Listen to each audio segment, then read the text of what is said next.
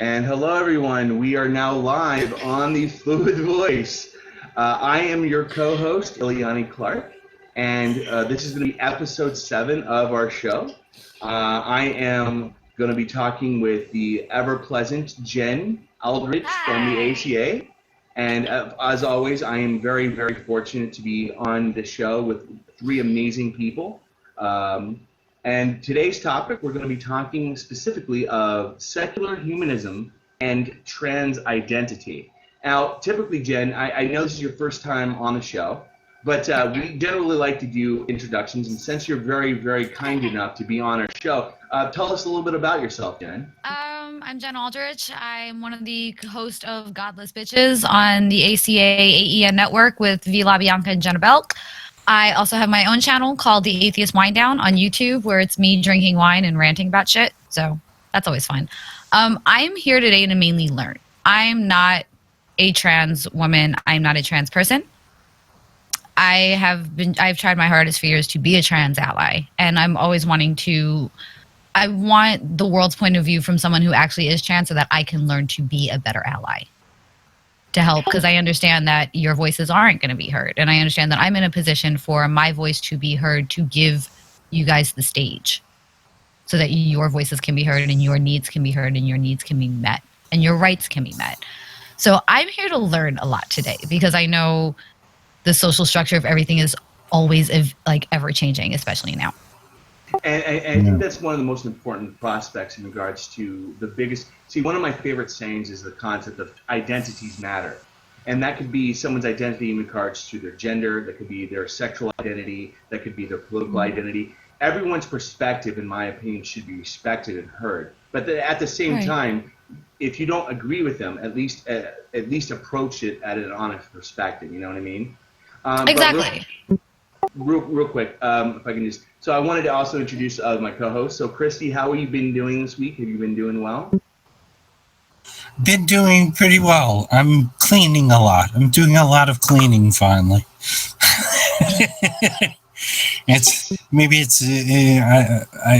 Yeah. How did your event go, Christy? With Planned Parenthood, that little the performance you're going to do. Oh no, that's not until the 14th. I apologize, everyone. That's my mistake, my bad memory. So I apologize to everyone. Real quick. No, I'm talk about it a lot. I'm there for it. And of course, how are we doing? Perfict. How are we doing tonight, sir? Doing pretty good. And once again, I plan on learning, but I have a perspective. And that's why I regard you as our resident outsider, Perfect, because your perspective is always welcome in regards to your unique views in reference to the topics we cover. And also, of course, we have my good friend Alex, also known as Ozma in the Dark. How are we doing, Alex? I'm doing pretty well. I'm Kind of out and about, right? Well, everybody's cutting out just at the beginning of the show. There we go. So let's cover the very first question. So I guess by a drawing of this question, who here considers themselves a secular humanist in regards to their own political ideology? You can do it by a raise of hand, or I guess a better question is, what do you consider secular humanism from your own unique perspective? Since you're our guest here, Jen, I like that. Can you go ahead and share what's your perspective on secular humanism? I really like that question. Like, nobody ever asked that question, ever. I consider secular humanism, the human perspective. You're more concerned with the human condition, but you don't base it on a moral of religion, faith. That's not your moral basis. Your moral basis is outside of that. So I'm kind of a prescriptivist sometimes, and I'm awful about it. So I hear like secular humanism, and I'm like, oh, it's humanism from a secular-based perspective. That's okay. And see, one of the fascinating things, because I have a background in history, and I actually went to school, good jazz, but one of the fascinating things is if you actually look at the historical facets of humanism, they've always been having some type of innovated concepts of basic principles strictly on the basis of humans. Right. A lot of the earliest humanists, even if they were fundamentally Christian, a lot of their perspectives were coming from how we could derive our own conclusions in regards to societal standards, laws, and norms strictly on the basis of human understanding and reasoning. And they still have the implications of the supernatural. But I think it's one of the fascinating things, but we can go into that in a little bit about... I was going to say, I know a bit about the evolvement of going from nomadic to actual societies. So, and there's ties into humanism with that as well as we were coming up through. So yeah, you and me are going to have a blast tonight with us. So just to, like, we typically do a round robin here, Jen. So I always like to give everyone a fair perspective. So Christy, what, or Perfict, or Alex, do you guys have a perspective on secular humanism? I'll be quick on mine. My perspective is I haven't looked into enough the ethics now, and I tend to be a big fan of some form of consequentialism, but I haven't quite figured out what, and like it probably overlaps at some point, but I just don't know. Fair enough. I do know that one of the things that me and you both share in regards to our own perspective, Alex, is that, as you said, you're a consequentialist, as am I. We try to promote the best well-being in regards to the least amount of consequences. Would you generally agree with that?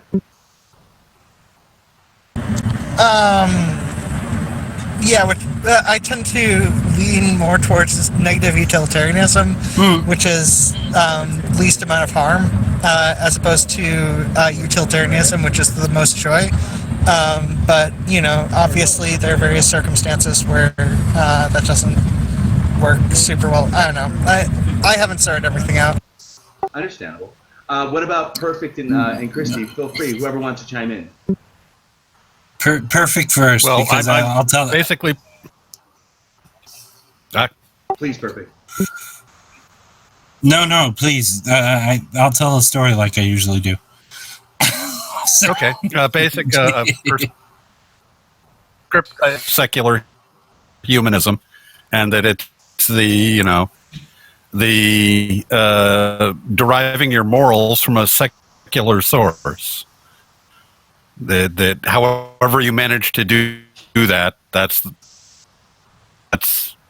basically one of the large indicators. Yeah, I would count cyclically, and then would attach that to me. I try and avoid that. So if you want to know more about me, you got to talk. And I think that's one of the things that we're going to be able to do in our discussion of secular humanism and trans identity is hopefully we can approach each individual's perspective in regards to how there is a tendency of overlap between both notions of trans or intersectionality between both concepts. So, Christy, go ahead. The floor is yours. What is your perspective on secular humanism?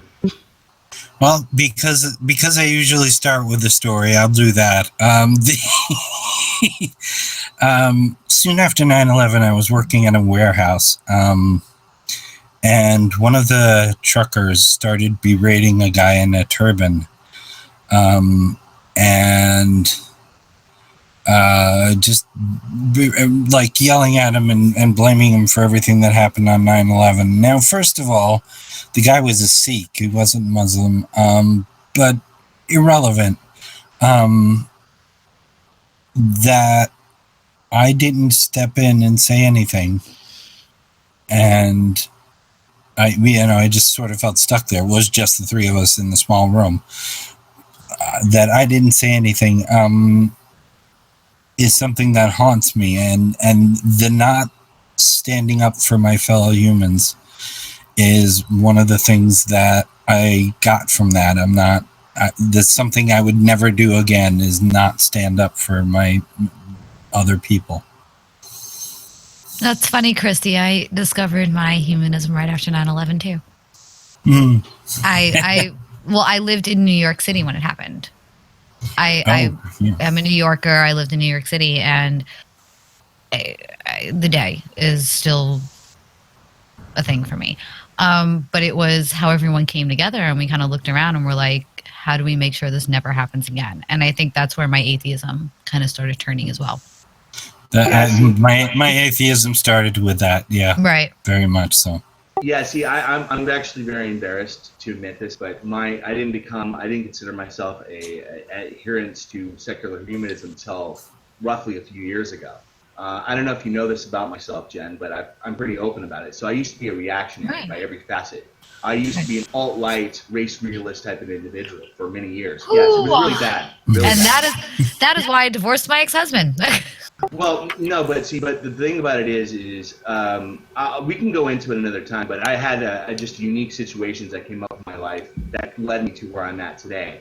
But one of the things that I look back now in regards to the concepts of secular humanism that I try to adhere to now is forgiveness, is going back and looking at the mistakes you made and trying to imply those mistakes and try to learn from them and apply them to our current day understanding of how we should treat other people. And I think empathy is the core function when it comes to secular humanism. And one of the biggest lessons I learned from studying this philosophy is learning about empathy and how it can be such a powerful tool in regards to our influences, interactions with other people. And that's, again, my perspective from my own past. But I guess the very next question I would ask is, in reference to secular humanism, in reference to the trans community, in what ways do you guys think it applies in regards to intersectionality between one ideology and the next? I'm not saying trans ID is an ideology per se, but how do you feel that transgender individuals intersect with potentially with secular humanism? Well, I mean, we've got to say the obvious. Secular part of transgenderism. This being transgender is completely a big no in any kind of religion that you're going to come across. So you have to immediately, when you're trying to identify with trans individuals, you have to immediately come out of that religious perspective, because everything about that's going to tell you that you're wrong. To me, and please don't mind the banging in the next room, my kid wants to be a bowling superstar, and my poor wall is the victim of that dream. We won't hold it against you. When it comes to humanism, to me, humanism, one, like you said, was empathy, but two is identifying and trying to identify with people that are in situations that you wouldn't understand. And when it comes down to trans people, I don't want to, pull you guys out and kind of isolate you guys, but you guys have a very unique perspective on the world, especially with the way that society's changed over the last 20, 30 years. So you have to pull yourself out of religion. You have to pull yourself into this humanist perspective to understand a group of people that have been horrifically victimized, horrifically beat down, in order to identify and want to do better for this community.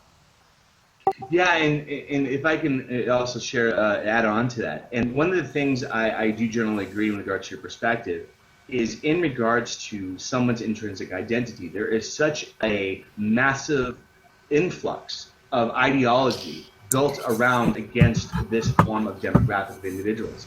Now, I do want to be fair here, Jen. As I mentioned in our conversation from a while ago, one of the things that I generally disagree with some individuals within our circles is there's some individuals that make the claim that you have to identify a specific way to be able to embrace or generally understand what it means. I've seen that's a talking point from some individuals. Not saying I'm not going to name drop, but I've seen that.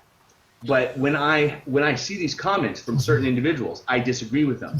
Because to me, one of the problems I see from this perspective, I understand where they're coming from. Someone who has this identity, it's incredibly important to be able to correlate with what it means. But the other facet is, how do you know an individual such as yourself or someone who's not within this spectrum, what if they have a family member? Or what if they have some type of external to themselves situation that they may be directly correlated with this form of identity, with this form of community? And because of that correlation, I would gladly argue that a lot of people would understand empathy, especially if you're within the secular community, in regards to individuals with this such identity. But again, that's my perspective. Well, yeah, I can't sit here and say that I identify with you guys, that I fully understand what any of you, because I'm not a trans individual. I can empathize and attempt to pull out of myself and try to see the world through your experiences and through watching the people that I care about go through it. But I can't turn around and say, I completely understand what the trans community is going through because I'm not a trans woman. I'm not a trans individual, you know? And I think that's where the human empathy is so important. But please feel free, guys. Do you guys, anybody want to chime in on what me or Jen has said so far? One of the just I'm going to side note it again, but one of the more interesting things is finding the male privilege to be a thing. When you give it away, it's one of those things that's one of those things that is impossible to understand unless you've gone through it. There's a few different things that I don't think most people would understand other than intellectually. I mean, people can be empathetic and be intellectual about it, and this is great. But there's some things, I do think there are some things that can't be understood unless it's gone through. Go ahead, please, Jen. I've lived my life as a cisgendered woman, so I've always been used to being viewed as a woman. I don't know, now granted, I do have other privileges. I'm white. I am no longer living in poverty. You know, I have other privileges. But you're right. I don't know how I could feel, you know, being a man and having that male privilege and then not. I can't imagine what that kind of shock would be like. Yeah, I can tell you that male privilege is a real thing, which a lot of people don't believe. And Christy, if I can just add this, I generally agree with your position on this, but at the same token, you have to also admit that human empathy is a very powerful thing. Yes, you cannot directly correlate with a person's perspective in an intrinsic way. But one of the things that as I mentioned, that I have issues is that there are certain demographics, certain individuals that will make the claim that that certain individuals who are not with this identity can't relate at any facet relating to this type of experience. That's just ridiculous. I've seen that talking point, though, to be honest. I stay away from those people. I mean, I'm pretty ensconced in trans Twitter, so those people don't make it to my follow list. And like I said, I don't think that they're the majority of individuals. I think they're a very, very small fringe minority. Some people do make that. What about you, Perfict and Alex? Do you guys have a perspective on that, or? don't think that intersection is caused by the trans position. I think it's societal. I think that people are told that if you are you are not being moral, and they don't accept that, and therefore, okay, so what is my moral compass? Please continue, Perfect. And then start defining it, and they end up with secular humanism. Similar to that, a branch of that, but they're findings some form of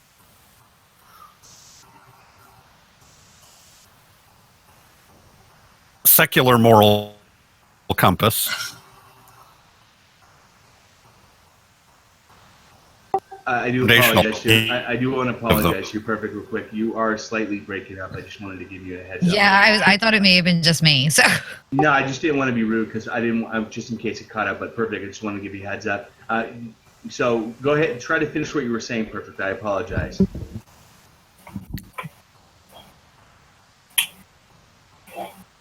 I think that's just.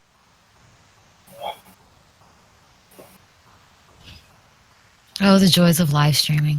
Oh, yeah. Still not coming through well? Still here, Perfect.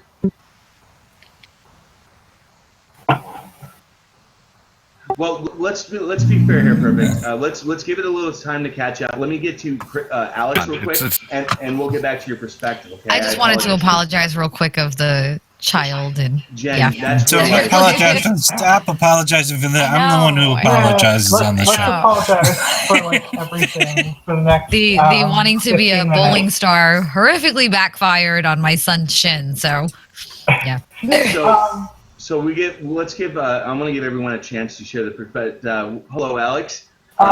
Could you repeat the statement? Absolutely. There was a little bit of like me trying to get back into the house, so I missed a little bit. Absolutely, Alex. So basically, what the question was: in what ways do you feel that when it comes to secular humanism, there is a cross section or intersectionality with when it comes to transgender individuals, trans identity, the trans community, so on and so forth? I'm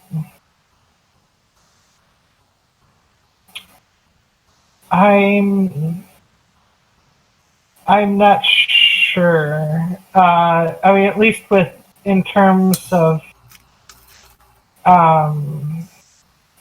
religion, I mean, there are less reasons to be religious when religion is oftentimes taught in such a binary way. But I mean, it depends on the person's views on secular humanism to see if there's intersectionality, because sometimes people are just hardcore utilitarianism and just want what makes the majority of people happy, and transgender individuals are not the majority. Understandable. I guess. And then, real quick, do we have to touch on the turfs? Do we have to? Do you guys want to get that out of the way? Well, please. We can go into that in like the later half of the show. We can go into the open discussion. But I just generally want to show respect to what the topic is of secular humanism, because I think it's such an important aspect that not many people on social media really discuss, other than the select like the ACA does. But other than outside of that, not many people talk about it. I want to give Perfect one more chance. Perfect, did you get a chance to, did you want to share your perspective one more time so we could give you a fair shake? I think I've gotten a fair shake. Which I think that I thought it was forced on them. It was a forced move in society as a whole now. That they are, because they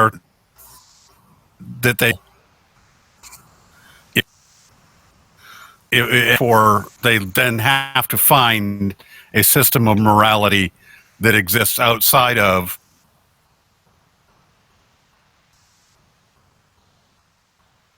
I'm going to assume he was going to say outside the standards of probably supernatural or religious belief. Mm-hmm. Do you think that sounds about where we're going to Church.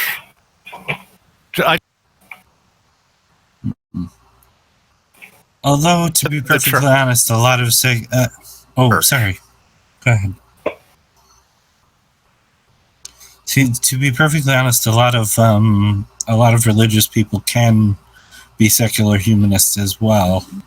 The church is for saving the souls. The everyday life is for saving the people. The person I used to live with wore this is before I came out. Wore a T-shirt to her church, much to the chagrin of the people there, that said, "I'll pee with you," when all the bathroom bills were going around. I love that. And if I can just emphasize exactly what you're saying, I generally agree with you as well, Christy. So I had a really great discussion with one of our future guests that we're going to have here in a couple weeks, Jen, by the name of Kelowna. She's a polytheist. She's well known among the... I know her. Yeah, she's awesome. Yeah, so she's Honey's going to be on awesome. her show in a couple weeks. She's been kind enough to say she will be on. But I actually agree with Christy's perspective on this. To me, this is one of the reasons why I haven't. Again, this is just my perspective. People can disagree. This is one of the reasons why I don't claim the title of anti-theist. Is because again, this is not to denounce that people who have this perspective are incorrect.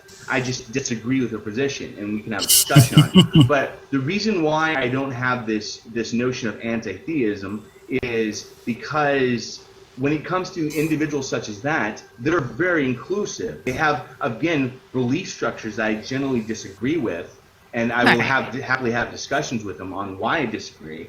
But at the same token, I can't equate them to the harmful ideology that you would get in the Abrahamic faith. It's just something I cannot do. And this is something that I come up against an anti-theist, and I'm like, are you anti-theist? Are you anti-theism, or are you anti-monotheism? And then I have to kind of get into what's the difference, and then I have to sit here and explain, and I'm like, I have a whole community on Twitter that can probably explain this shit way fucking better than I can, but that's another.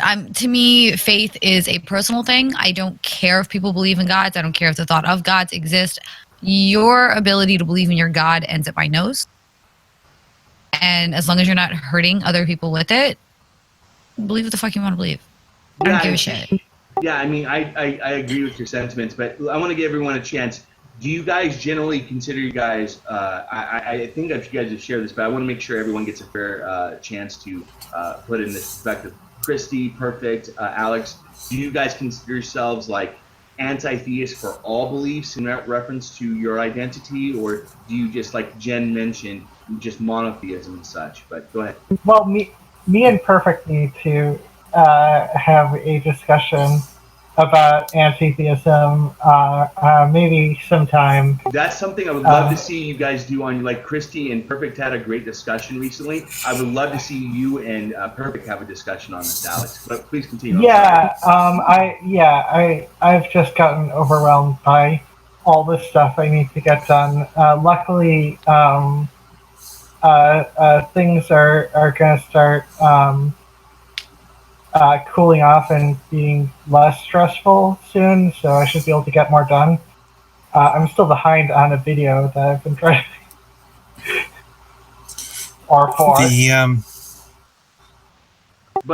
in general, I've called myself anti-theist in belief, and since I'm humanist in practice, I can't fault someone for having the beliefs, as long as it's not toxic beliefs. The person, as a matter of fact, the person I'm having my interview this week is with somebody who was a Christian, turned atheist, got like popular because of that, lost all of her subscribers because she converted back to Christianity, and which, It's not something you see every day. I I've been hearing that perspective, but I want to make sure. Well, I want to get back to that real quick that you just said, Christy. But I want to make sure before we go into that. What do you have a perspective on this, or do you guys want to just or on this Perfict, or do you guys want to save it for your potential discussion between you and Alex? Well, I think that you've come up against a failing reality to society as a whole when you start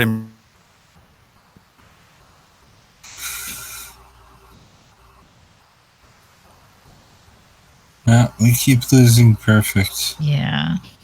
There's a lot I easier come through. apologize, Perfict. You keep breaking up.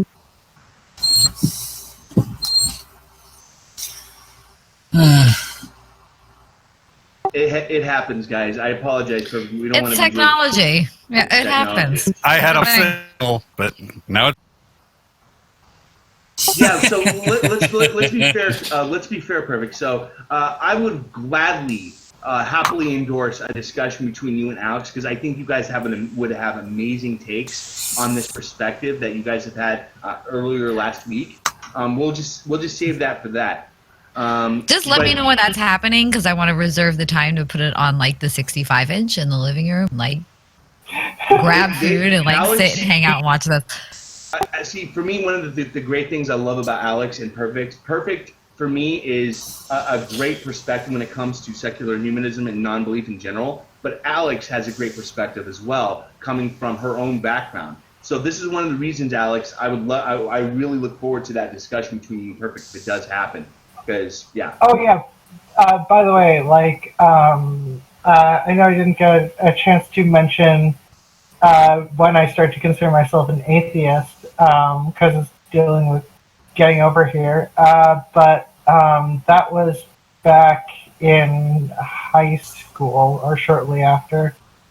I just sort of, I was raised with Judaism, and once you kick that out, it kind of kicks out everything. Like, once you just like, God, that doesn't sound like it makes sense. Yeah, one of the fascinating things that actually happened recently, Jen, is me and Alex was kind enough to do a video with me, and where we spoke on the 6 different genders within Judaism. Alex was correct by denoting how 5 of them were based upon the perceptions of intersex conditions. Yet there was a 6th called, what was it, Mum Mum or Num Num? What was it called, Alex? Do you remember? It was Mum Mum or something like that. It's Mum. I'm pretty sure it's Mum Mum. I grew up with a very Orthodox Jewish neighborhood directly down the block from me, so a lot of my friends were actually Orthodox Jewish. So Judaism is kind of like, oh wait, I kind of know this. Like I can talk about this. Okay, I think it's a Mum. That would be a great discussion between you and Alex. I didn't study the Tanakh much, but I was raised under Reform Judaism, which is better than Orthodox Judaism because it is less likely to vote for Trump. You said it. I mean, I know many friends that I grew up with that are like Trump going for it. Judaism, and then like almost very few Reform Jews, which is why Ben Shapiro shits on Reform Judaism.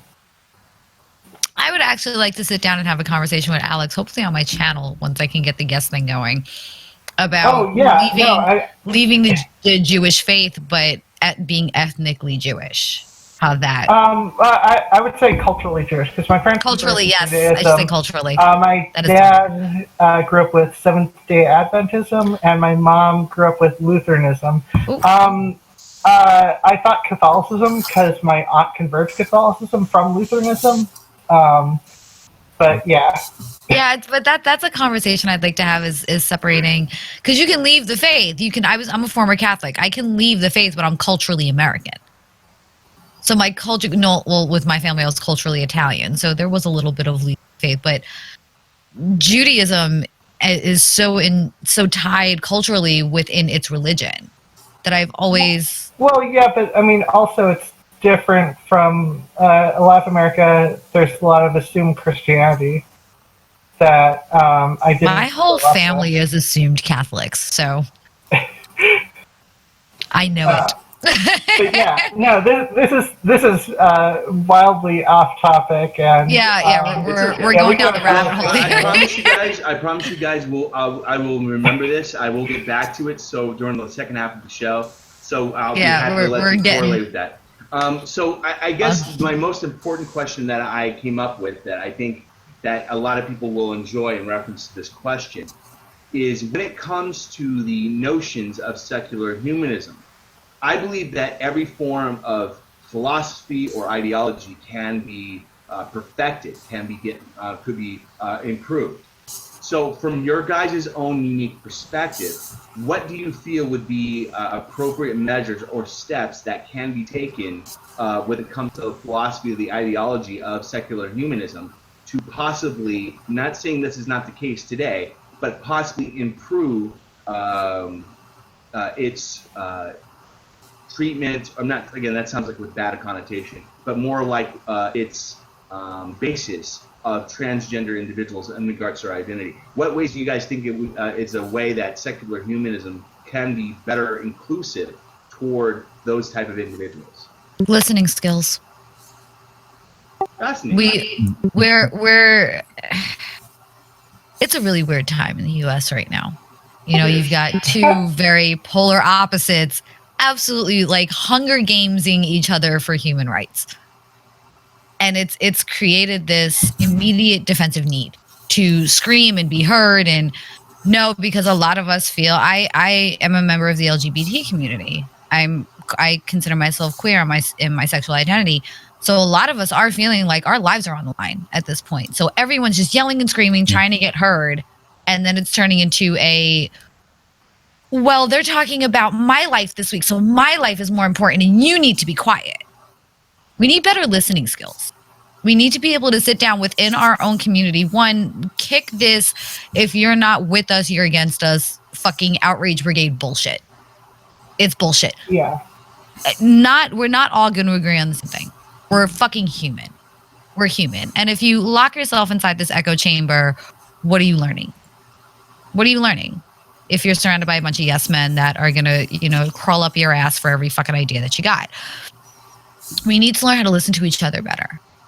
We need to, I love saying, okay, I am a member of the LGBT community, but I am not transgender. I don't identify as a lesbian, and I want to understand how kind of everything we're going through as this umbrella of a community, what your take on it is and what your fears on it are, because I'm sure they're very different than mine. I am nowhere near as threatened as a trans woman would be. We need to listen to each other, and we need to understand, yes, we're going to have a few disagreements about it, but this guilt by association, cutting everybody off, creating your own little isolationist group, you're doing the same fucking thing that they're doing what they want us to do. They want us to isolate out. They want us to bicker out by each other, and they want us not to listen because then we can't get fucking organized. And I concur with you when you said. I just want to say this real quick, and you may disagree with my position on this. Sure. I agree that I don't like doing guilt by association at all. One of the things I absolutely hate is ascribing positions to someone without conclusive evidence. That's one of my biggest things that you see on social media. But one of the things I made videos on, and again, this is not to attack anybody specifically, but there are certain individuals within the skeptic community that do this, and there's a conflation. And I want to be very clear here. When it comes to criticisms of promotion, signal boosting, or amplification of bad ideas, that's completely good faith criticism. So right. I agree that guilt, if like, for example, if there's an individual you're friends with, and let's say they're conservative, they have some really bad takes, if you say, oh, you agree with their notions, you agree with their ideas, you share their perspective, strictly by association, absolutely they're wrong. That's bad faith. But if I criticize someone for example, amplifying a bad idea of someone, which clear evidence can be presented that this is the case, and I'm not criticizing them because of their association, but I'm criticizing on the morality of them doing no form of pushback or just nonchalant. Again, I have no evidence that maybe these corrections are being done privately. I don't know that. I don't have clairvoyance. I don't have mind reading. Right. The only thing I can determine on this is from public displays. So until I have some form of perception that this type of correction has occurred, my gears in my head are churning. I'm stuck. Understandable. So my point is, this is a criticism that I see a lot of individuals conflate. Criticisms of promotion and amplification of bad ideas from other individuals with guilt by association. And I just want to be clear, they're not the same thing. No, they're not the same thing. And when it comes down to, I mean, we all know what I'm associated with, and I'm sure we've all heard the stories. But my thing is, instead of lumping it in and saying, well, this person's a transphobe, this person's anti-LGBTQ, because maybe we've had somebody on our shows, maybe we enjoy other aspects of somebody's work and don't agree with other aspects of it. Ask them and listen. Ask the person that you're questioning and say, hey, you know, you're kind of platforming this person and I have some concerns. I need to know, I want to know where you stand on this. Ask the person. Oh, don't just, and that's what I mean by listening skills. You may find that, yes, some people disagree on this, but they also may have another great message. Now, don't get me wrong. There are some members of the skeptic community that need to just go away. And go bye-bye, and there's like, you keep looking for that redeeming shit, you just can't find it. And you're like, and okay, we're done. We know who most of those are. Yes. Yes. And there's a new one every month, apparently. But and as always, real quick, Jen, and I like to try to be when it comes to the round robin type of discussion. I want to give everyone a chance, but Christy, Alex, Perfict, do you guys have any perspective on what me or Jen have said so far? Honestly, yes.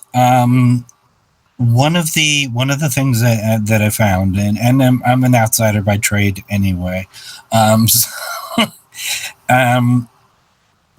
One of the reasons for having such a short stick for everybody is we've, and I felt this too, and this. I can't talk about it, but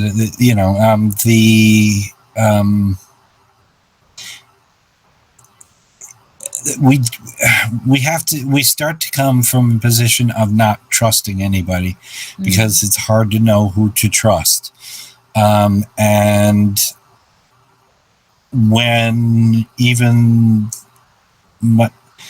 my aunt, her first reaction to me coming out was, so you're going to mutilate yourself. And my favorite aunt is no longer my favorite aunt. I'm so sorry. She has since sent me a rainbow scarf, so I think she's trying to make up. But by her, I automatically thought, okay, her section of the family is gone. And we have to do that in order to protect ourselves, and I don't like it. But I don't see any way around it. I have to talk about this a little bit. There was a lot of guilt by association in this last year that messed up a lot of people, including and broke up the trans community itself, which I managed to stay on both sides. Even back when I somehow managed to stay in people's good graces, even when you mentioned the Outrage Brigade. Seth mentioned me as one of the Outrage Brigade way back, and yet we still maintain an okay relationship. So. Yes, that's cool like that. Seth does that. See, one of the biggest facets for me is context matters. You have to look at the context of someone's character. You have to look at their previous talking points. Yes. You have to look at the characteristics of how someone portrays themselves in regards to their perspectives in reference to political things, when it comes to social and economic issues. You have to take it all into it. For me, the biggest thing I can say about it, and I've mentioned this many times, you got to give people enough rope to hang themselves with. If you don't, you don't give them a chance to prove your opinion to be correct. Go ahead, Dan. Go ahead, Christy. We tried to keep J.K. Rowling way too long. Yeah, well, we tried. We so tried. But exactly what you're saying. You have to give a person enough rope to hang themselves, because if you don't, then you turn into the lynching mob. Yeah. That's something that I say to people often. But real quick, so I'm going to go ahead, please, Alex or Perfect, go ahead. I'm sorry. Yeah, so what I was going to say is, Jen, to your statement, yeah, I think what people do matters a little bit more than what they say. So if they're like, yeah, you can talk to anyone, but if you, there's something about promotion where you're just like, I disagree with this person, but at the same time, you know, I think they made a really good video about this. Like, if you do that enough times, it starts to be like, well, do you just like not care? Because I mean, the thing is, if you have a platform, there's a certain with the power of having a platform, there's responsibility. Totally original line, but I mean, like, you shouldn't just kick everyone down on on knee-jerk stuff, because obviously that's bad, and you can help prevent conversations from happening. And if you don't have conversations, and you just make an echo chamber, you're not going to change anyone's mind. Right. And if you don't change anyone's mind, then shit's going to get worse. Absolutely. And especially reactionaries and stuff are going to paint everyone by that brush, and if people don't experience other people who aren't that way, who aren't like a knee-jerky, this person's bad, so you need to, you know, immediately block them. And I'm just like, there are people I have blocked on Twitter that I'm pretty sure are groomers or, you know, abusive people. Or dangerous, right? Yeah, because I don't want to accidentally platform a charismatic person if I know that they're bad. And it's a lot easier to do that when they're blocked. But like sometimes people are just like, yeah, this person. There's something recently where a person got mistaken for someone else who was a rapist, and then they got shit on for that, and they got blocked by a friend on Twitter over like an accusation that was based off of a mistake. Right. Yeah, I think I know what you're talking about with that one. Probably not. Probably not. This was like a relatively minor person that I was just mutuals with. But like, I'm sure it's happened to more than one person. That's Sure. Real quick, so I want to make sure so we can go. Perfect. Do you have a perspective on this? Hopefully, it doesn't lag.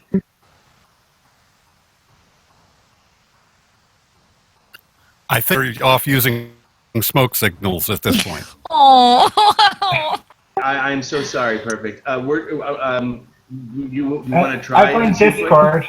Yeah, it's Discord. And I just really quick want to say, Christy, thank you for sharing that. I understand how personal and hurtful it was. And this is why I wanted to come on, because I wanted, you know, when you're within an organization, you hang around the same people all the time, you do kind of wind up in this echo chamber.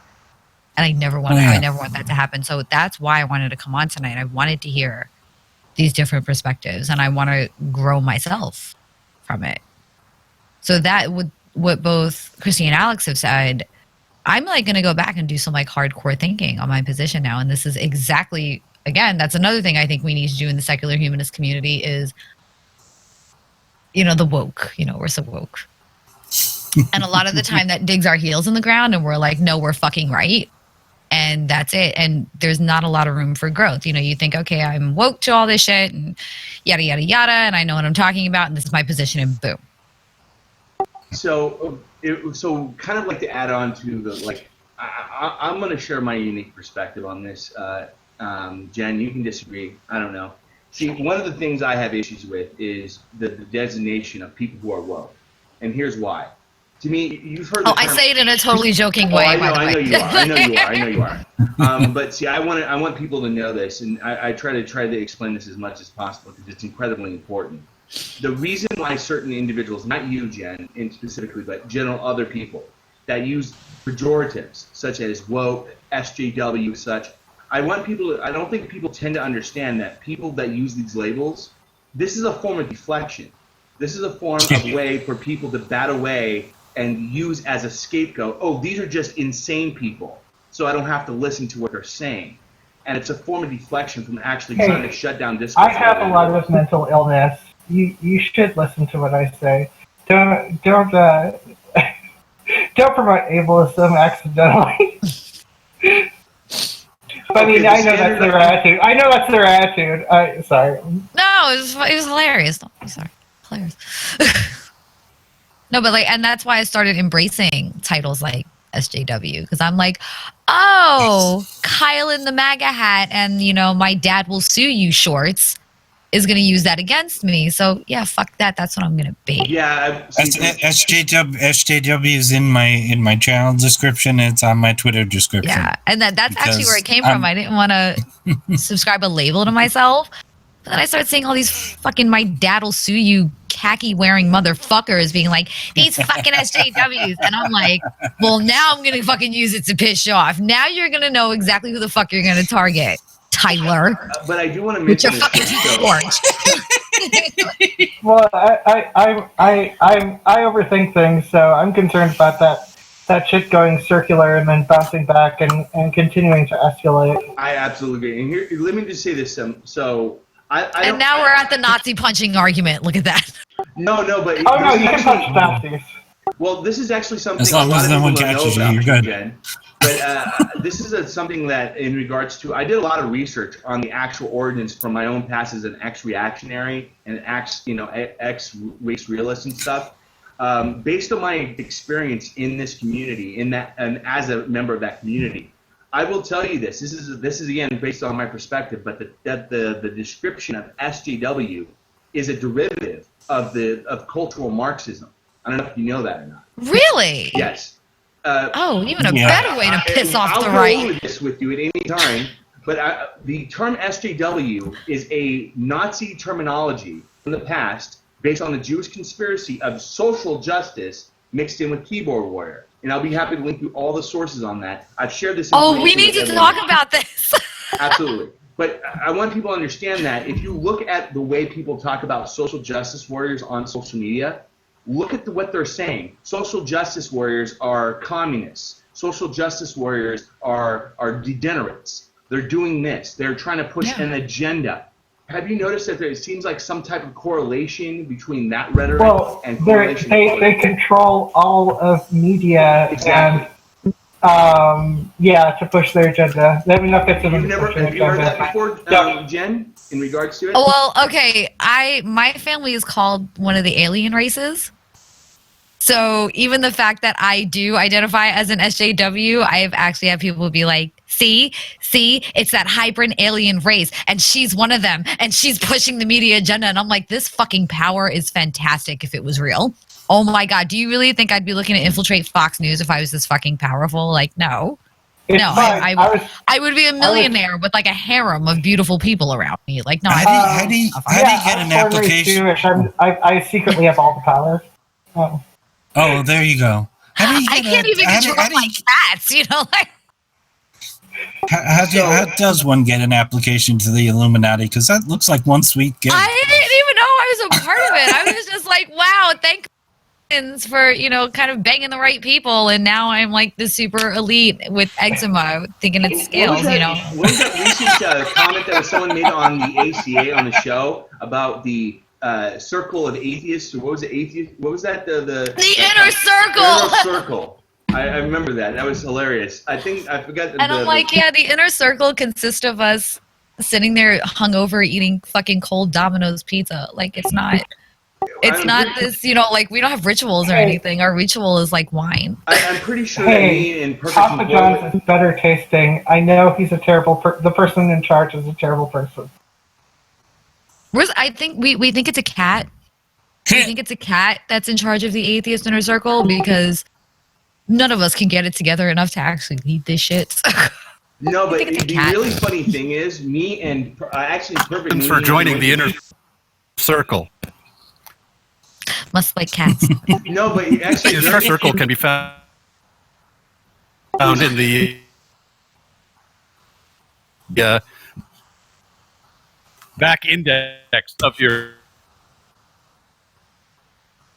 The Atheist Inner Circle application is found on the back of a bottle of wine from Walmart. That's I don't probably drink, where you'll that's find why. it. that's probably where you'll find it. So I want to. I neither drink no go to Walmart, so I'm screwed. Well, So I wanted to apologize real quick to Perfict. We're having latency issues with Perfict, and I really feel bad that we're having this issue. I don't know on whose end, but one of the things I wanted to mention about this Inner Circle Atheist, Jen, me and Perfict had many interactions with the individual that coined that many times on the ACA Discord. We've had very interesting discussions with this. I didn't know they were on the Discord. Yeah, they were on the Discord quite often, but you can correlate with Perfict later on the ACA. He could tell you about it in lengths more than probably I can. So. Oh, that I greatly enjoyed. I was hoping when I was on Talk Heathen that they would call back. I can't remember if it was Talk Heathen or AXP, but I was like, please fucking call. Well, one of the things that someone came in, that I forgot the person's name. There was a moderator on the ACA Discord from our discussions on this, but they actually did a flow chart based on the conversations that this person did. There was an actual flow. You can actually go to the ACA Discord whenever you get a chance after we're done. And I'm so doing this tonight. Yeah, and so basically there was this flow chart that this person had made in reference to this individual's talking points and how he was kind of like doing the similar thing. Whoa. Perfect. We lost Perfict. We lost Perfect. That was a glitch in the Inner Circle Atheist Matrix. Right there. So sorry about that, guys. We lost one of our. I'm adjusting the live stream real quick so I can, because it does alter it. So we lost Perfict. Hopefully he comes back and I'll fix it ahead of time. But yeah, one of the things that happened was this individual made a flow chart. He did a really great job. I forgot their name, but they did a flow chart on the AC Discord of this individual's talking points verbatim, and you could actually pinpoint it. Where one person, where one of the talking points would come into the next. So. I guess what I'm doing tonight. I'll link it to you. I'll try to help you find it. I promised everyone my house is still outside of this room from the noises you're hearing. I promise I still have a home. No, stop worrying about it. I'm a little worried about what I'm going to walk out to at the end of the show. I'm not going to lie. There is that. I mean, I have a child, just turned 18. So. My son's 8, so he's at that phase. So I guess we're kind of going to the second half of the show here, Jen, and we're going like a free-flowing round-robin discussion. And I generally come up with some really good questions to approach. So you mentioned something earlier that I think that we can hit on in regards to the definition or the topic of TERFs. Again, quote-unquote TERFs. So I guess my question would be, what is your general? I don't like to use the term TERF because it's bad optics in my opinion. I think I usually title them exclusionary feminists. I know that's what they're, but the reason why I say exclusionary feminists is I try to do as much as possible to avoid giving these people arsenal and for bad optics. So that's one of the reasons why I strictly stick with exclusionary. Right, and I kind of hate using trans exclusionary because trans women are women to me. Exactly. Right. Thank you. Yeah. So they're exclusionary feminists because we're women. So why are we? I understand why some people would use this because there's also another version of it called SWERF. I think it's called SWERF, sex worker exclusionary radical feminist. Yeah. Yes. That's the thing. Yeah. Oh, I'm gonna have some problems with them bitches. Okay. Real quick, so I guess the big question is, what is your general opinion in regards to this aspect going on in regards to certain feminists promoting exclusivity when it comes to transgender individuals? Do you have a? You're not a fucking feminist. It's that fucking simple. You're not a fucking feminist. How are you going to sit here and say, I'm a feminist when you're literally excluding other women? Dude. No, Well- that is the direct fucking opposite of feminism. Feminism is equality for See- women. So if you're excluding a whole group of fucking women, you're not a fucking feminist. Well, see, That's here's what pretty they much do. it. Here's what they do. They're just like, trans women are men and trans men are women, and have like that attitude. Except that it's not an attitude that they actually act on either. No, They except when they put kind of pussy flop- hats on. Well, the thing is, they go like, they start like, going further and further down extreme Christian attitudes, or stereotypical Christian attitudes about how women should be, and being like, oh, women are only women who can reproduce or whatever. Those are the only real women, or shit like that. Oh, real quick, if I can mention this real quick, if I can just mention this, it goes into that, Jen. I promise. Now, the reason I'm going to mention this, there was a recent video done from an individual by the name of Ariel Scarcella. I'm going to bring this up. So Ariel Scarcella made a recent video talking how she was leaving the insane, quote-unquote, progressive left.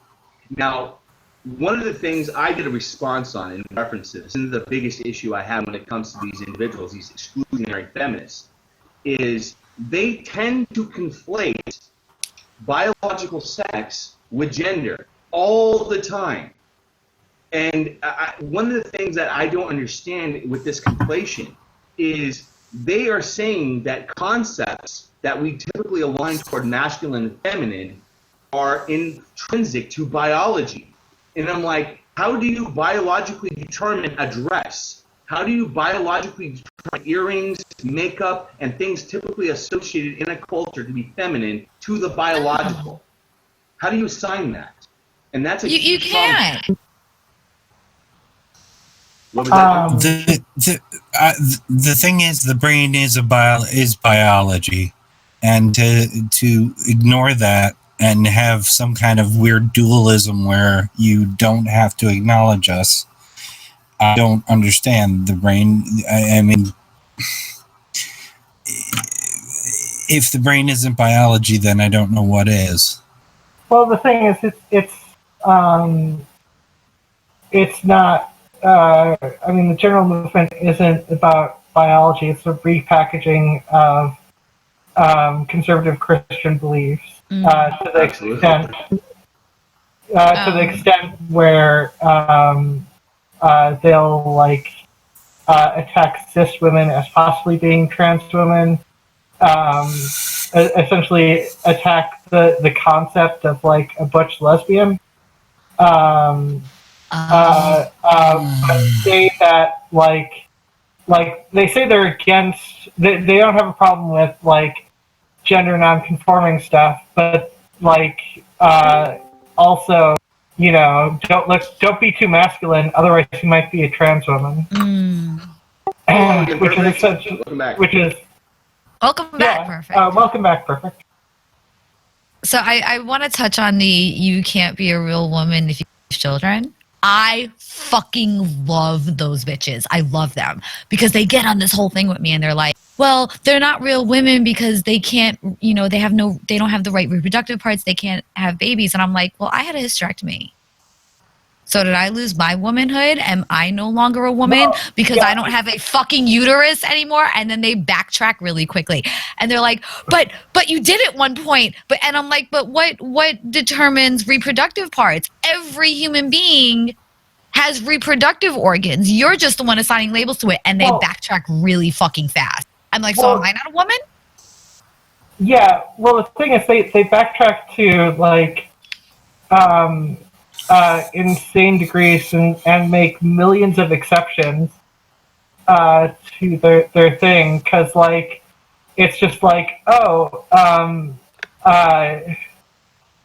one thing, if you bring up an intersex thing, they'll either be like, don't bring up intersex thing unless you're intersex, or they'll be like, that's essentially a failed attempt at a woman or a man, essentially. Yeah, see, one of the fascinating things, kind of like bounce off what Alex is saying, is is like, for example, me and Christy have a very unique perspective when it comes to our journey. Is she's you said you were I'm not going to paraphrase incorrectly if you don't mind me mentioning, Christy, but you have one of the conditions of intersex, which is XX. Is that correct? Am I correct on that? See, for me, I'm XXY, so I actually have Klinefelter syndrome. This isn't, so, and again, this doesn't do anything in reference to what it means to be transgender, though. That is just, this is one of the things that I have an issue with, that certain individuals within these circles tend to ignore these aspects when it comes to biology. They will think that everything's on the binary when it's actually a bimodal system by every class of biology. But also, it's really funny when they're like, "You're not an XX woman," and then like Christy, you just are like, "Oh." Yeah, and I didn't find out. I was already on the trans journey before I found out. I had to have my chromosomes checked for my older daughter. Both my kids were obviously assigned female at birth. So. And would you say real quick? I think I don't know if I've asked you this before, Chris, but this I think is a great question. Do you feel that when it comes to your understanding that it helped you clarify your own perspective in relation to your journey? I think that's a pretty good question to ask. I think it's a very good question to ask, but I was already on the trans journey. Other than being able to throw down a trump card at the end of an argument, it's really affected my trans journey not at all. I mean, I'm still called a man in a dress, so. And the astounding thing for me, and I don't know, I'd love to hear your time on this, Jen, is one of the fascinating things for me is recently there was a tweet put out by what was that individual's name? Zuby, I think that's his name, Zuby, and where he states that I know what you're talking about. Zuby's a African American individual that does hip hop music, but he's a big Trump supporter. He's a right wing individual.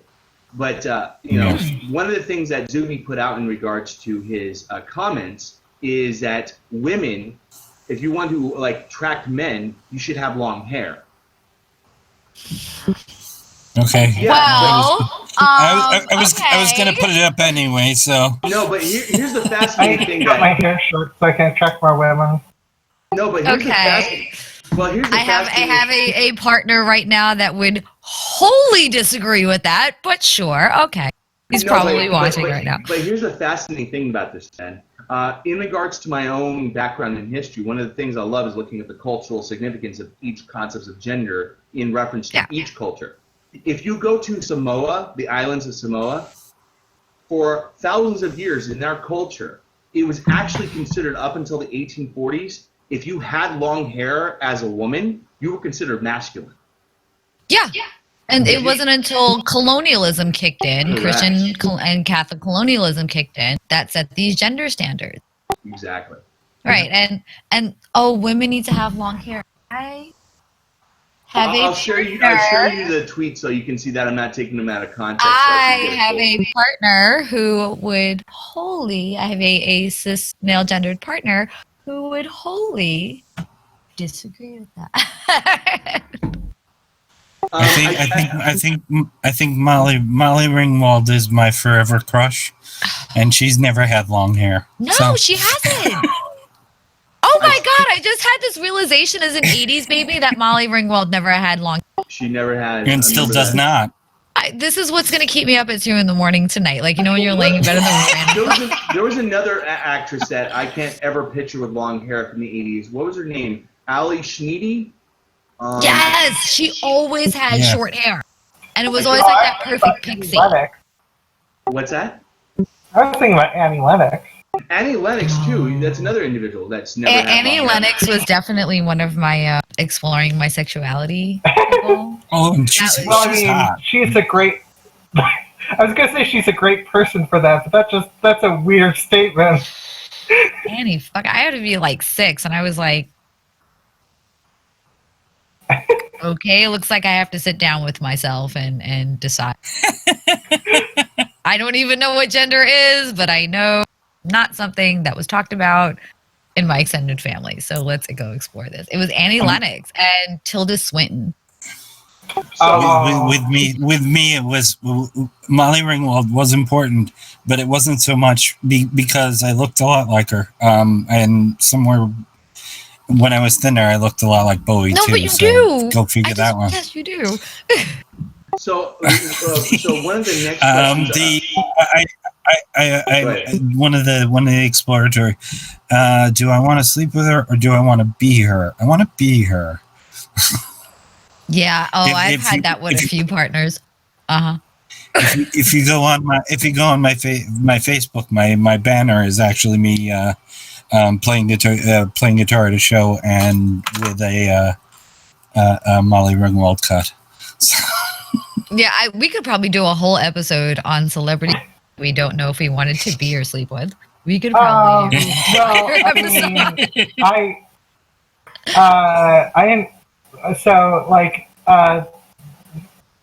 almost said I've always been demisexual. I wasn't aware of demisexuality, so like there wasn't really any celebrities I wanted to sleep with.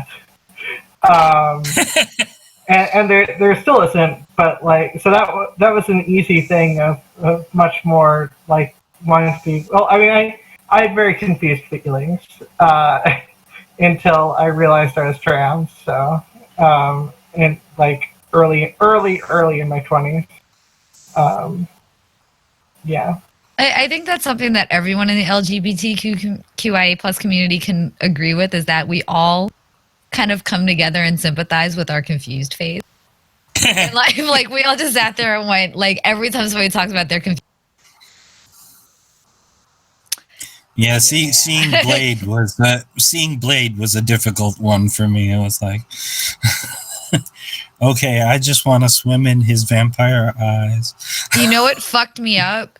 The movie Troy and 300. Because I'm like, there's so many hot men and hot women, and they're all Greek and Trojan, so they're all kind of like weirdly non-binary. And I'm like, I don't know what's happening right now. I was like, there are beautiful male sex-gendered and women sex-gendered people, and they all look kind of feminine but masculine at the same time, and I want to sleep with every one of them.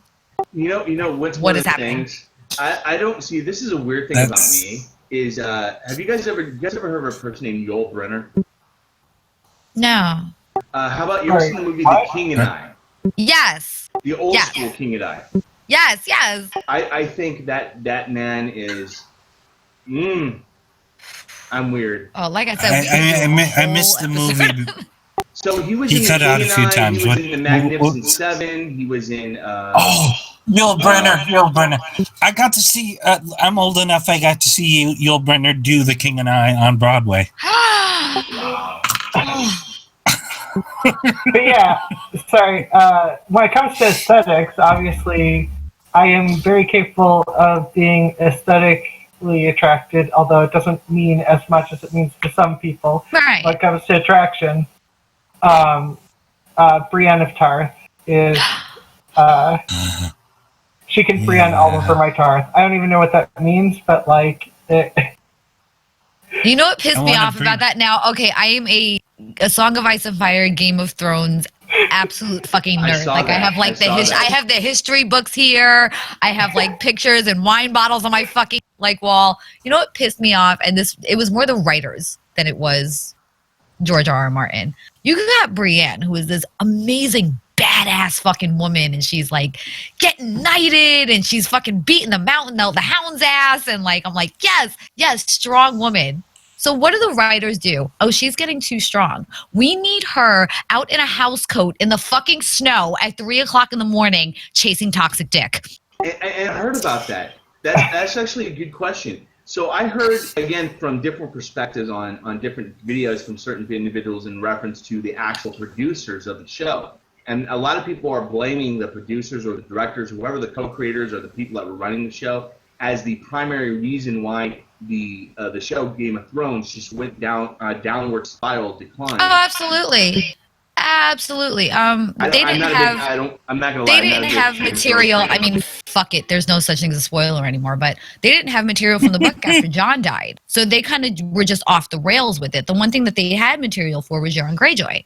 And they butchered that. Euron Greyjoy is that, you know, he's probably going to kill you after you sleep with him, but he's so fucking sexy and charismatic that you're probably going to try your luck anyway, kind of person. I know that I have this ability with me that I have to keep in check, where I'm like, no, probably not the one I should sleep with. But they made him a cartoon character too. I would take a Brienne and Jon Snow sandwich. That's all I'm thinking about now. No, I would do the Brienne and Tormund. Brienne and Tormund, I probably would lose the use of my legs for about 6 hours after the two of them. Totally fucking worth it. There is totally worth it. Totally worth it. Real quick, I do want to ask this real quick. So I do have a couple of questions that we're. So Sure, I know you're a sure. big. Jen, I know you're a big Game of Thrones and of Ice and Fire fan in reference to George R.R. Martin. Now, in my correlation with that, I'm a huge Dune Frank Herbert fan. I don't know if you've actually. Yeah. So one of the things that the reasons why I'm a big fan of Frank Herbert is I would love to compare notes on this. Is how much are you? I'm not like, to be fair, I'm not very familiar with George R.R. Martin's work. I haven't actually read any of his books or seen a lot of his shows. So I'm actually, if I ever got a chance to watch it, would actually get a very unique take on it. Don't watch season 8. Don't watch. Just end it at 7. Make your own ending. Don't watch season 8. Why does it always seem like the good shows like Star Trek always end in season 7? I never understood that. But anyway, I think 7's the magic number. Well, this is why Straczynski thought ahead with Babylon 5 and had it only have 5 seasons. That way, that's the way to go. That's it. Well, the 5th season wasn't very good. It wasn't the best season. And Watchmen, Damon Lindelof thought, okay, I've told the story I want to tell, now I'm going away. Well, the question I want to ask you, Jen, as such a big fan of Ice and Fire and of Game of Thrones, what do you think that the overwhelming arc of the storyline or plot line in reference to what message George R.R. Martin was trying to convey? What do you think is the primary narrative? No one's wholly good or evil. It's a human condition that no one's wholly evil. John, I mean Ned, who was like the pinnacle of fucking good, right? Even he's seen as this adulterer who had a child on his wife. Now, we figured out in the end he didn't. Ned was actually like really fucking good. However, Ned was so good that he didn't want to see the bad in people and the lengths that they would go to in their ills for power, and it got him killed. I truly believe that if Ned stayed in King's Landing and played the game, he would kind of have this more duality. Everybody significant in that series is nearly good nor evil. And yes, we have some human beings like fucking Ramsay Snow. He's an evil psychopath. Yes, we have some of those. Ned is a really genuinely good person. But I think it tells the story more of the human condition. And it tells the story of being, sympathizing and empathizing and trying to understand why a person may do some of the things that they do. Yeah. Instead of writing them off as just a wholly bad person. And that's what stuck to me the most with that. I was like, you want to like these people, but they do bad shit. It's like Cersei. Cersei's a crazy fucking bitch. Nobody's gonna fucking deny she's an absolutely power-hungry, psychotic fucking bitch. But I'm a mom. So everything she did was in line for her children, to protect her children, to further her children. And there are times where I was like, I don't know if I could say I wouldn't do the same thing.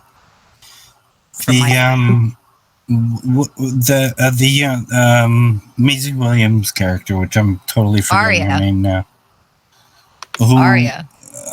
The one thing because of the time and the way it was set up, and LGBT stuff was not like illegal then, because it only became illegal in the last couple 100 years. Mm-hmm. That there was only Arya for representation, and they kind of like pushed it off to the side. No, there was other representation. We had Renly Baratheon, who was in the running of the War of the Five Kings, that was, outwardly gay, but not outwardly. Now, in the books, it's a little bit different. The show kind of really emphasized this erasure. In the books, when he died, his lover, Renly, actually took the Kingsguard because he couldn't fathom being with anybody else in his life. And he was like, this was accepted as it. It's been so long since I've read it.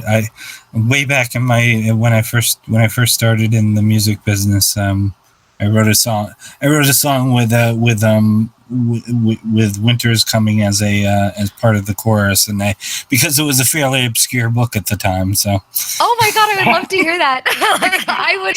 Oh no, it's very much rewritten now, but still, are you kidding me? This is somebody I care about in the community that actually wrote a song called "Winter Is Coming." Oh my god, I need this in my life. Like this is a need, not even a want. Real quick, if I can do this. I'll do the original at some point.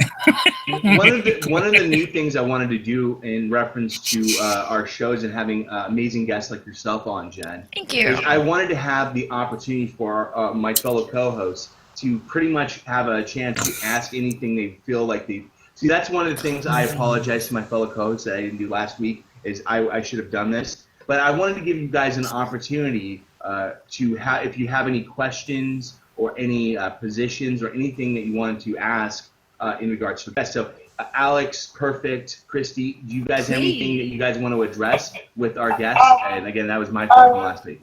Sure. So I don't know you the most, Jen, but that's partially because I didn't pay attention to ACA stuff until like last year. I'm fairly new to the ACA. I just started kind of popping up on shows within the last 2-3 months. So yeah.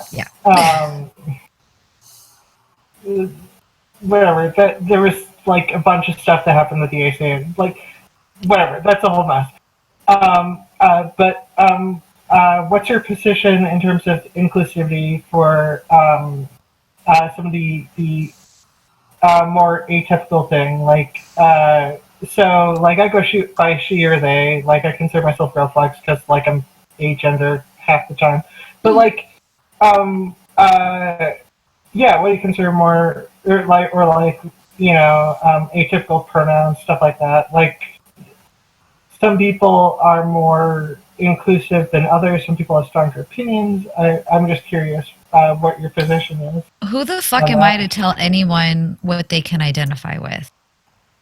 That's the correct opinion. Yeah, like I don't get the hang-ups on pronouns. I'm like, why is this a fucking thing? Like, this is how this person identifies. This is their identity. This is their core. Is it so fucking hard to call someone they them? I'm sorry, we learned this fucking word when we were like 2. This is not a word that we don't fucking know. Yeah, well, I mean, and some people are just trying to figure out what works. I mean, there are people who use it's. There are people who use... I'm very much unless I know ahead of time what you identify as, I like to ask people, hey, you know, before we start talking or before I slip, is it okay to ask what your pronouns are? Because I want to make sure that I am addressing you in the person that you are. And I think dead naming is shit. I think dead pronouncing is cruel. I think it's abusive. And I think it's a really smug fucking way for you to put someone down. No, don't fucking do that shit. People identify how they identify, and you need to respect that. I'm just curious real quick, so I can ask actually the panel in reference to this, because this is actually a question that just came up.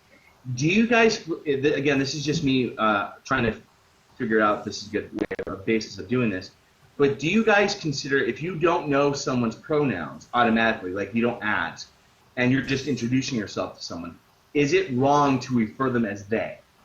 That's what I default to.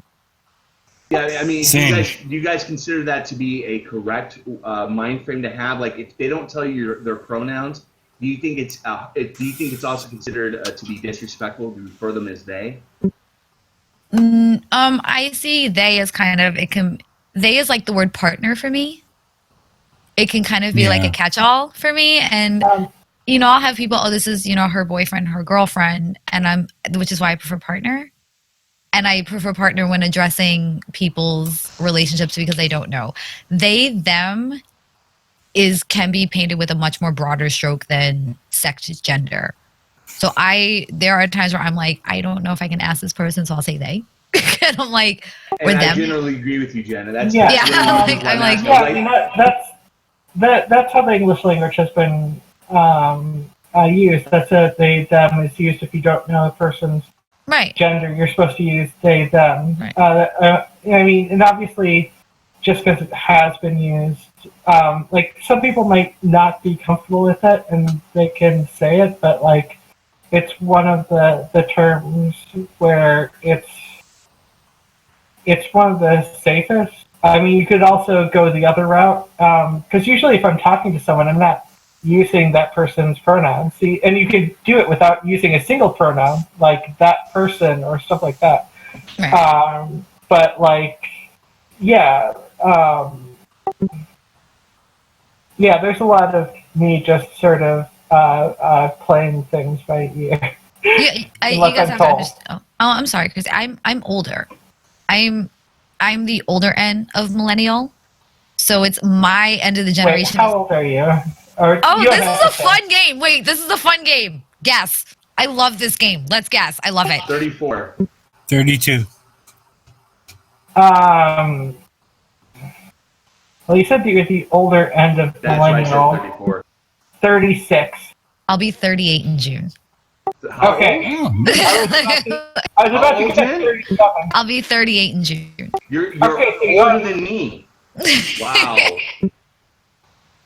Yeah, But it's- I'm somehow the youngest person in this podcast. I went to the old person podcast. I'm 34. But we still love you, Alex. But you're our baby, and that's that. well, thankfully, Hey, Perfect's normally here because I just turned 55 last week. So, You're kidding! One happy birthday! Yeah. Holy shit, you look amazing. yeah. oh, Like Thank I you. want to look this young at 50. I want to look this young now. What the fuck? Like I have makeup on. You guys do not want to see what happens when. I mean, all this- I actually don't because I had to clean up my Yeah. scars from. but it's the older end of millennials, we didn't grow up with the they them pronouns, and I'm noticing technically the you struggle did. between the split. I'm noticing the struggle between the split to where the younger end were kids when this came up, and then we're like, oh shit, we forgot those are there now. So I may slip sometimes because it's kind of this like, this is what I've been used to for childhood, but I try my hardest to be like, I'm sorry, I fucked up. And I notice it's a split, usually about 35, 36 now is kind of where the older, younger millennial cuts. My ex-wife, I'm in the unusual position. I have a trans child as well. That's one of the parts of the having the XX and being male, because it's likely that one of you, if you have two children, one of them is going to be trans. Kid came out about a couple months before me, but my ex-wife just avoided the issue of pronouns altogether for months and months, just because it was too much. That's terrible. So- I'm sorry. No, I'm not. She was trying to be respectful, but also trying to figure it out, which is fine. So I'm sorry. We keep talking over Alex. I'm sorry, Alex. Go ahead. Yeah. Oh, yeah. No, I was just gonna say that it wasn't like they them wasn't really popularized yet, or it's really I totally missed it in terms of popularization. But yeah, technically everyone grew up with they them because they them was like an English language thing. Well, it's a word, yeah. a little bit. Use it a little bit, because if you don't know someone's gender, that's always been a use that people See, there's now- like tons and tons of books where people I are grew like up a little they differently. went to like the grocery store. You don't go like if you don't know who the person's talking about, they don't go she went to the grocery store, he went to the grocery store. They're like they went to the grocery store. Like See, I grew up a little differently. I grew up in the hip hop community. I grew up where I hate saying white was the minority because it's not, but in that neighborhood, in that scenario, in that culture, I was. And within the hip hop community, it's very hyper masculine. Yes. So there was a big importance placed on she, him. And Gotcha. being trans and being gay was seen as being weak. And in the way that I grew up, being weak could have meant life or death. So when it came down to even using the pronouns, they went to the store. It wasn't a thing. It was so hyper masculine when I was growing up that it was always she, him. Gotcha. Coming Okay. from us, yeah. Well, Jen, if I could ask, like, I don't even know where you're at now, but like, where was this at in California? Totally not there. New York City. I grew up in the projects in New York City, and yeah. And you know, I'm an 80s baby, and that was, you know, everyone tends to make the joke. I'm like, they're like, how well do you know hip hop? And I'm like, me and hip hop grew up together because we kind of did. Real quick, so if you know hip hop, Jen, let me ask you this: what was considered the very first rap song? Ooh, now this depends on who you ask. Based on the style of what rap is, what is considered the very first actual mainstream rap Wait, song? no, we could really like what style of rap are we talking about here? Like, Just rap. Just general, like, hip hop. I would rap. say anything from Fab Five Freddy. Anything from Fab Five Freddy would be my answer. My answer would be Bob Dylan's Subterranean Homesick Blues. Yes. Holy shit, somebody else knows that song and agrees with me that was the first fucking rap song ever fucking released with Subterranean Homesick Blues. That motherfucker spit. I don't give a fuck what anyone says. Ain't nobody laying down bars like Bob in that motherfucker. Blondie. Pretty much. Blondie. Now that's... See, here's the thing. That's later. Oh, you're going off of that. No. There were White Lines had already come out. Yes. And here's the thing where kind of the rest of white America was introduced with Blondie and Run DMC and Aerosmith. It was very different for me. Hip hop to me was introduced on street corners, and it wasn't radio play, but it was still there. So when you say Blondie, I'm like, that's late as fuck. No, Blondie's like 76, 77. Right, but coming from the culture. Well, And, Rapture itself is Rapture is itself, 81. right. Was that 81? Yeah, I but wouldn't coming even- from the well- culture itself, that's when I'm hip just hop talking kind like of mainstream rap. Again, this is why I asked that for everyone's subjective. Well, mainstream rap. You're talking. wait, Are you talking about mumble rap? Because mumble rap, because that's if you're talking about mainstream rap, because mumble rap is like pretty big now. I am going to As share you're an talking unpopular about, like- opinion. Hip hop as we know it today. Now, the earlier days of Blondie and Fab Five Freddy and all of them, it was very disco rock based. The hip hop that we know today came about from NWA. I agree.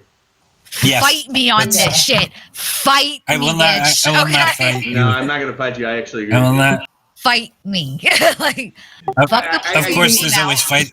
There's always although fight the power. So Although obviously less so. I mean, music keeps changing, so obviously stuff like mumble rap is a little less like the NWA stuff. I can't get into it. I'm sorry. I'm an old school girl. Well, yeah, I mean, it's okay.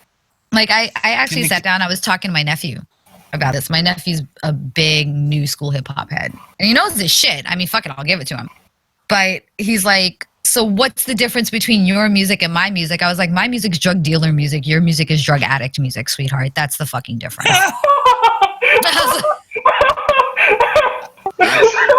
I'm an emo punk, so you know, I don't disagree. I mean, realistically, it's about whether the focus is the music or the lyrics, or the rapping. Yes, and this is mumble the rap. gripe. There's a lot more focus on the music. Yes, and this There's is a the lot more gripe about that I have. the songs. I grew up with producers. I still, fuck half of the shit that I use in catalogs are from my producer friends that are like, yeah, fuck you, we love you for free. It shifted from when I was coming up, we told the story. We told the story of the shit that was going on in the neighborhoods and the way the black community and the Hispanic community were being treated. And women weren't. Well, back in my day, we had Queen Latifah, we had MC Light, we had Rage. So we had this narrative of strong women that were coming up. And now I'm like, I'm sorry, what the fuck did you just say? Did you grunt through the whole song? The fucking beat is fire as fuck. Don't get me wrong. That beat is fucking amazing. Yeah. Well, definitely. But I'm like, did you just bark? Did you just fucking bark in your song? Like, what? Well, One of the things I'm very. Oh, sorry. No, go ahead. Go ahead. Because just really quick. One of the things I'm very fond of is nerdcore rap, which MC Lars, Yes. MC Hawking, it's very niche, but This Gigantic Robot Kills is one of the great albums ever made in rap. So one of the things that every time I feel like, okay, we have Donald Trump. This is like the worst thing. I just think there's a gay black man doing trap music who's on top of the country charts, so things will be all right. Yeah, you know that, and I hate country music. I fucking despise, and I live an hour outside of Nashville. It's like, oh, way to torture yourself. I think I had to just be a masochist for the last 10 or so years just to, say, okay, we're good. I want to support this song because this is a gay black hip hop artist on the country charts. I can't fucking bring myself to listen to it because it makes me fucking And I'm like, I will support you. I will not watch or listen to any of your shit, but I'm a fucking supporter and we're good. I just can't. And now it's in like commercials and shit. I'm like, it's like fucking Baby Shark to me. Like the Old Town Road is like getting to Baby Shark levels to me at the point. And I'm just like, one of the weirdest things, he came out on Twitter, and I just happened to be on Twitter when he came out. So I'm like in the first 15 or so people who commented. and you can still see the hip hop community grappling with this. Do we want to? It's beautiful. It's the grappling and growing up in that kind of environment. I do want to mention this, that you guys, everyone has to remember that the way that we're going to conceptualize music in about 50 to 100 years, there's going to be such a mishmash of genres. If you look at music how it was in 30s, 40s, and 50s, and do a comparison nowadays when it comes to our perceptions of music genres, you're going to see a convolution or a conflation between the two. You know what I mean? You're going to see a mixture of rap and country. You're going to see a different conflations of classical. Go ahead, Alex. Oh, there's already conflation. I was going to say when you don't even recognize it. My son's starting to get like really into music now, like, and not baby music, but like mainstream music. And I was the weird one that was like the heavy hip hop head, but was the raver girl. What? Who was like heavy into trance and drum and bass and shit too. And I was like, I'd have this playlist and I'd have that playlist, and now it's the same shit that my kid's listening to. And I'm like, my kid and I are driving 450 miles to see My Chemical Romance. So very nice, very nice. You are the best parent ever. Like, oh my god. Well, yes, I am, but one of the best lines I saw against my parents. No, I'm just kidding. Oh, I'm sorry. I'll finish and then I'll shut up. One of the best lines I saw on Facebook was, it's nice to see all these women in their 30s who love MCR as much as they did when they were teenage boys. Yes! That is fucking wonderful! Oh my god, that is beautiful. Oh my god. I will now shut up, and I'm sorry, Alex. That was gorgeous. That was gorgeous. Yeah, I was just going with the parents competition because my parents were just recently they were the witnesses for my name and gender change at the judge office, so it's like really nice. They're really nice and accepting. So Gen X parents aren't so bad. Well, Gen X parents aren't so bad. Wait, is Gen X baby boomers? No, it's boomers who are the Gen Xers' parents. Correct. Yeah. And then it's Gen X, and then it's millennial and Z. Right. Wait, When's Gen X from? I 65 on. No, see, it depends because my mother's 62 and sometimes she falls into Gen X. Usually it's like six. Usually the years are on twos. Wait. Are you talking about what your birth year? What's Gen X? From what I know, it was like 62 to 80. Correct. It's Okay. a lot of people call so it my parents are 65. boomers. Well, a lot of people call it Both my 65 parents because were born. My dad was born in Listen to John. 1949. My mom was born in 1958. Mom and dad are boomers. Holy shit, you have awesome boomer parents. That's fucking amazing. I know. I know. This is what they're hippie parents who converted to Judaism because they disagreed with Christian. They're like very agnostic. What happened way. to the hippie generation? Like the hippie generation was like so free flowing and free love, and now they're voting for Trump. Like what the fuck happened? We can go into that. I can give you a historical perspective on that. Sorry. Yeah, we're gonna do a whole other episode. I can give you a historical perspective on that, Jen, from my own intrinsic. But the only thing I had was, as you get older, you get more conservative, and I'm like, really, because I'm like building the guillotine out in front of my fucking, in front of my house right now. But yes. but I'm wondering if it had to do with their economic stuff. Sorry. I'm wondering if it had to do with the economic growth during Reagan with them. Real quick, I don't mean to be. So we're going toward the latter half of the show. I do want to emphasize just one last thing that I wanted to ask Jen. It is a little bit off, but I think this is important. So there is this current trend I've been seeing pretty common on social media when it comes to specific individuals, when it comes to their talking points. And I would love to hear your perspective on this. So in reference to the transgender community, a lot of these individuals make this basis of claim that individuals within the trans community are denying science, that they're denying biological fact, that that the notion of a certain, maybe a small demographic of people that may be doing this equates the entire whole of the entire community. And I've seen this narration from, that video I mentioned from the other day, of how basically people are generalizing aspects of the fringe elements of a specific demographic of politics to represent the whole. And I just wanted to hear your take. What is your perspective on those that generalize or cherry pick small elements to signify the whole? Like, if you find a bad atheist, and then that Christian will point that bad atheist, for example, to be a signifier of the entire movement. I mean, what's your opinion on? You get the example. No, first off, my fucking brain melted when somebody turned around and said that trans people are denying science. What? I'm sorry.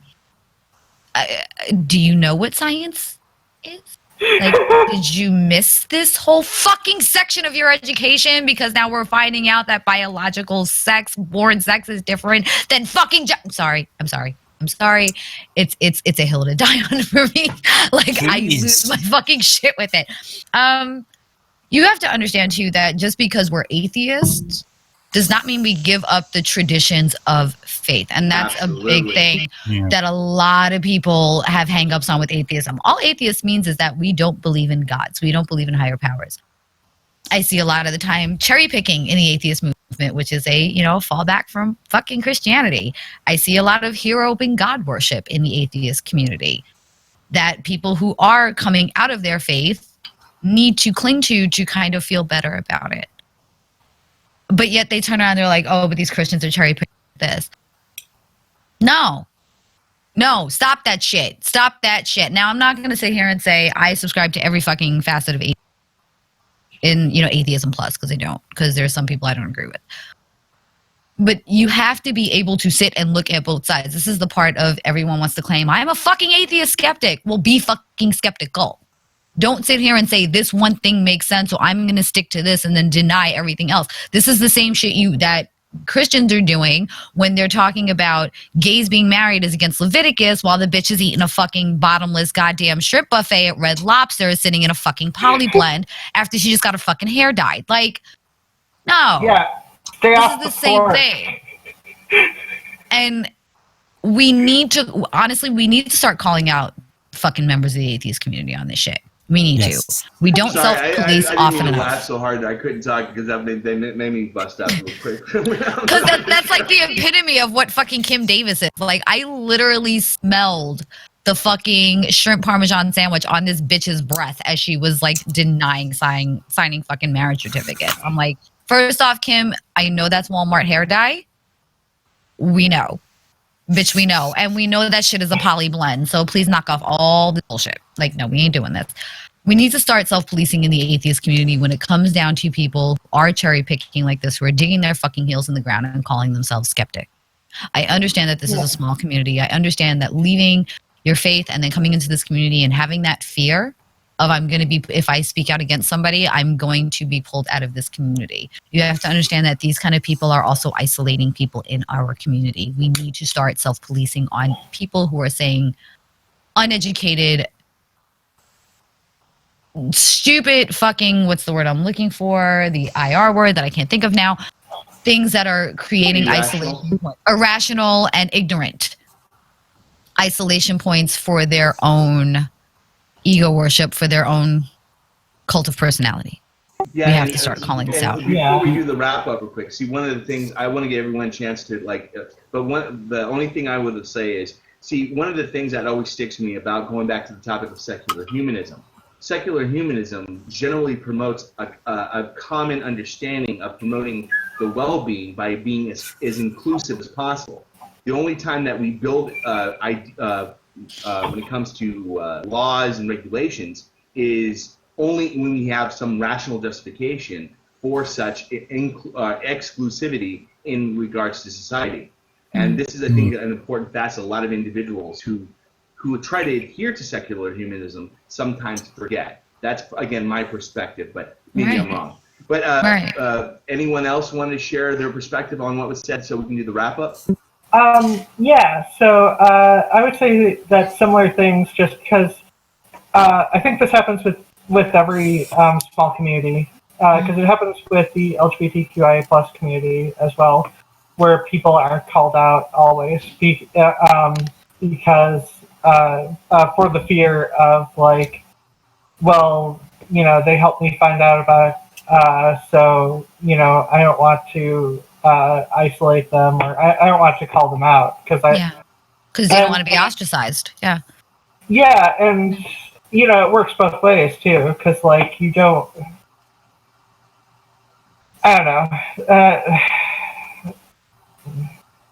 I think my brain just suddenly died mid-sentence. No, but if I can just piggyback what you're saying, it's been a long day.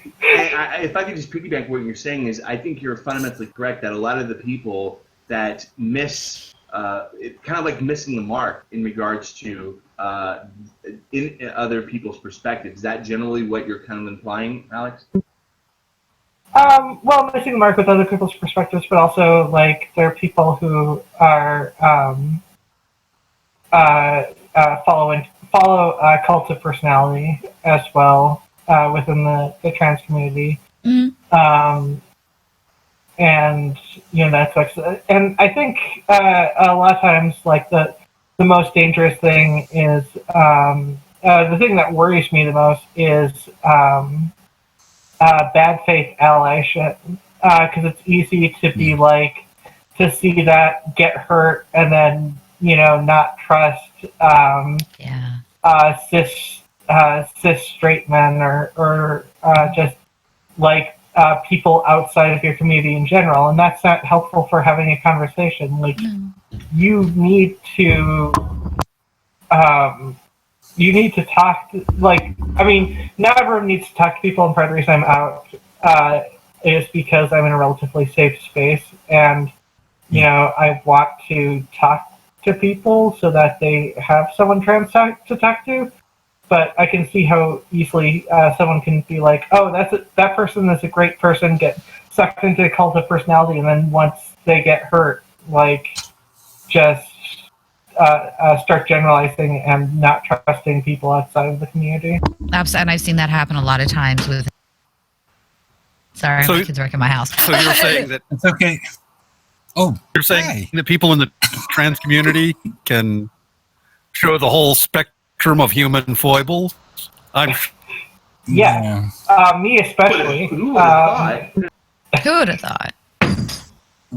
When you're talking about hero worship, it was a big deal when I met Dawkins. It was a big deal to me. Right. And right now I can kind of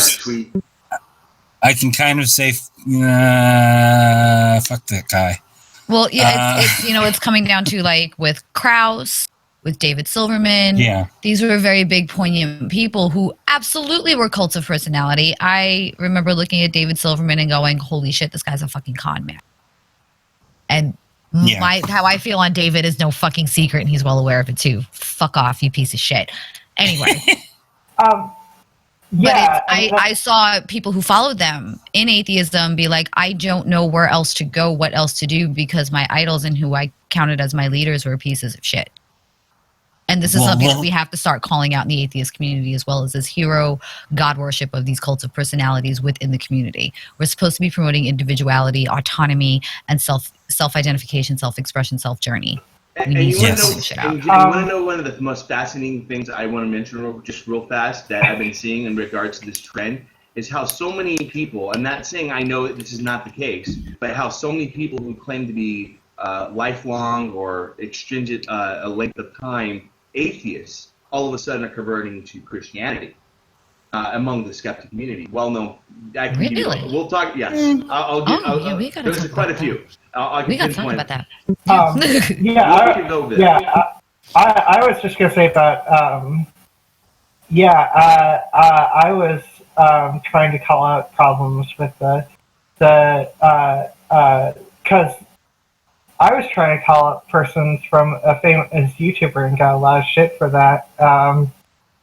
In terms of him as a person, a lot of shit for that. A lot of YouTube videos too, but like that. There was an 8-hour response, 4 hours, 50 minutes of front loading, a little over 3 hours on my 40-minute video, and 4 hours on a couple of tweets calling him out about other stuff. Front loading, which included stuff that I don't think he was called out for, which is always a good sign. Oh, I love that. When you know that little shit, and you're like, gotcha, bitch! Those people are, well, the thing is, after 8 hours, I don't think anyone remembers. Unfortunately, I mean, I have it all on VOD. It's just, like, the first 50 minutes was pretty triggering, and it's relating to my video, so a lot of it hits, and he was being called out by people I'm friends with, who I became friends with on his Discord. So it's just like, it hits home a lot more personally, and I need to be able to step back. And there's a lot of stuff I want to do, a lot of other stuff I want to do as well. Well, real quick, guys. Real quick. So I want to give. We're on the last 10. And I want to give everyone a chance to fairly promote themselves, because this is one of the things we do at the end of the last 10, 15 minutes of the show, Jen. Cool. Is I love to discuss with the people that are on the show. We usually start with give the guest the last word on it, give your perspective. But we generally just go over on what people are going to be working on next week. So if anybody is a fan or a follower of them, they can kind of go over. So awesome. I guess let's go with this. Perfect. I know you still don't have a channel, correct? Oh, I feel terrible. I'll take that as a no. Yeah, Still don't take that as a no. I missed the last part of that, so this is not going to work well. But no, nothing to. Gotcha, perfect. We'll discuss it in the afterward. But Alex, do you have anything that you want to promote, or are you going to be working any projects next week? Okay.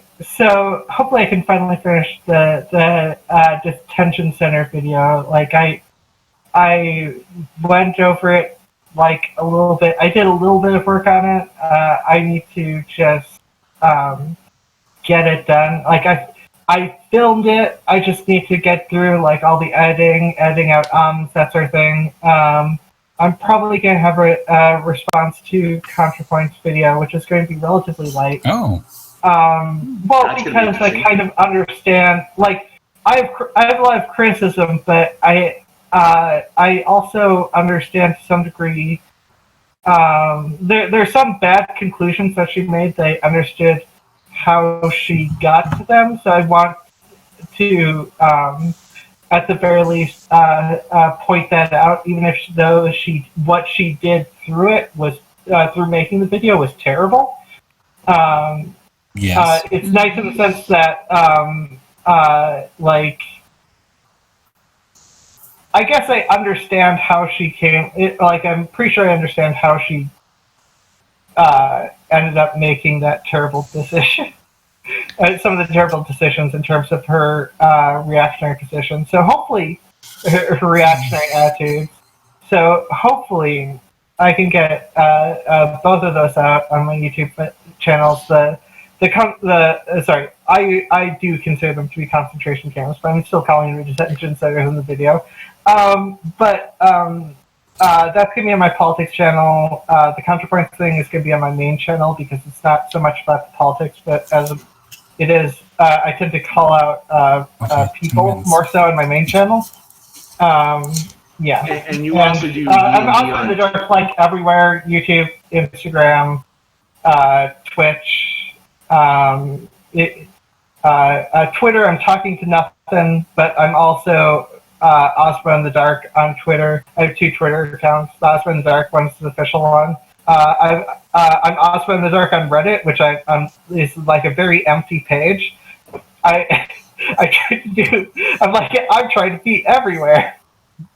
Well, real quick, I just want to emphasize this so I can go to Christy. But you also do like D&D and gaming on Twitch. Is that correct? Oh yeah, I do D&D. I know I didn't do I basically missed all my Twitch this week. I mean, there's a bunch of stuff here, and I didn't get any sleep, so that fucked with my D&D, and just it's been a crazy week. But usually I try to stream D&D on Saturdays, and usually I'm streaming this on Twitch as well. That's live. Sorry. Awesome. And again, if you're interested in Alex's or Ozma in the Dark's content, her information is in the description tab below, as are all the other co-hosts and our special guests. Christy, do you have anything you're working on this week? You said you were working on an interview. I still haven't put that one song up, but that's okay. The songs are not important to this channel, my other channel, that is. I'm interviewing India this week, formerly the Sassy Atheist. She lost most of her followers when she reconverted, and we're going to be talking about that, and it really hurt her. So I'm going to be kind, because she's a really sweet lady, and I don't want to. Maybe one of the things I'd be happy to do is because we're going to have a polytheist on by the name of Cologne here in a couple weeks. I see one of the things I wanted to mention, Jen. One of the things about this Callan, actually. It's Callan. I was going to say it's Callan. Well, yeah, you're right. So it's Callan. I apologize. Callan, I apologize. Don't kill me later on. I love Callan, and I'm like, no, it's Callan. Callan, don't kill me. No, but one of the things I wanted to mention, Jen, is this is one of the reasons why I love having people for different perspectives. I want to have conservatives on. I want to have people who maybe have a bias against trans individuals, so we can ask them questions, ask their perspective, and of course offer our position and maybe have some type of rational discourse. But what else? I'm sorry, I didn't mean to. I just wanted to share that real quick. Christy, what else? Did you have anything else? Okay. I'm starting a Star Trek show just because I want to do something that is not trans related. Fascinating. That is awesome. So yeah, Perfict did the pilot with me, so I'm going to be doing the rest alone until we get to the menagerie. But so there's that, and I'm available to be interviewed or be on anybody else's channel at any time.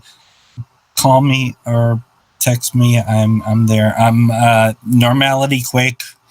One word on Twitter, and just search for Christy Abbey, CHRISTY ABBEY on YouTube. So I'm there.